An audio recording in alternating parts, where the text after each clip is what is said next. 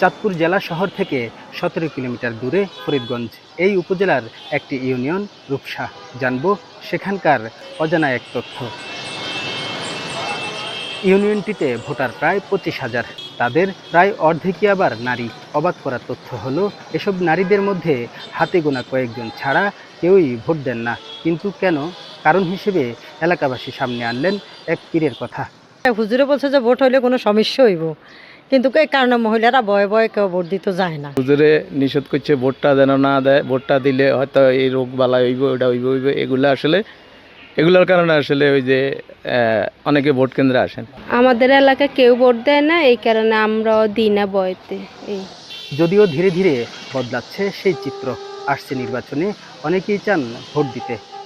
মহিলাদের ভোট বন্ধ আসছিল, এখন মহিলাকে ভোট চালু হইলে মহিলারা ভোট দিলে দিব। এত বছর বন্ধ ছিল, কেউ ভোট দেয় না, এখন আবার যদি হয় ভোট দেয় সবাই, তাহলে আমরাও দিয়াম। আমাদের জন্য কি আলাদা নিয়ে আইন? আমি ভোট দিচ্ছি না, আমার কোনো ক্ষতি হয় না, আলহামদুলিল্লাহ আমি ভালোই আসছি।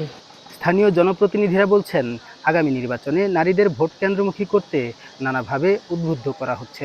পাশাপাশি উঠান বৈঠক সহ বিভিন্ন কর্মসূচি হাতে নিয়েছে নির্বাচন কমিশন। হুজুরের যে একটা বিশ্বাস, ওই বিশ্বাসটার কারণে দেয় নেই। আর এখন তারা আমরা বুঝে আনতে সক্ষম হয়েছি, মোটামুটি ওরা বুঝে আসছে। এখন এরা বিশ্বাস তারা ভোট দিবে।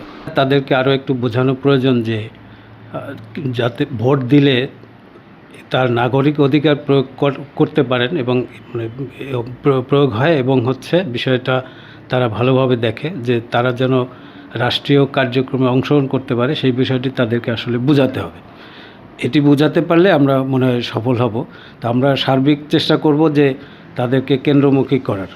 স্থানীয়ভাবে প্রচলিত 1969 সালে ভারতের জৈনপুর থেকে হাসনে মওদুদ নামে এক পীরের আগমন ঘটে ফরিদগঞ্জে। মহামারী থেকে বাঁচতে নারীদের তিনি নির্দেশ দেন ভোট কেন্দ্রে না যেতে। পীরের কথায় বিশ্বাস করে এই এলাকার নারীরা কখনো ভোট কেন্দ্রে যান না এবং ভোটও দেন না। এখানকার নারী জনপ্রতিনিধিরাও নির্বাচিত হন পুরুষের ভোটে। দু একজন প্রথা ভেঙে ভোট দিলেও তাদেরকে অনুসরণ অন্য নারীরা করছে না। এখানকার যে জনপ্রতিনিধিরা আছেন তারা ইতিমধ্যে কাজ শুরু করেছেন যে নারীরা যাতে ভোট কেন্দ্রে যান, ভোট প্রয়োগ করেন। দেখা যাক আগামী নির্বাচনে কতজন নারী এই প্রথা ভাঙার মিছিলে যোগ দেন। কাদের পলাশ, স্টার নিউজ, ফরিদগঞ্জ, চাঁদপুর।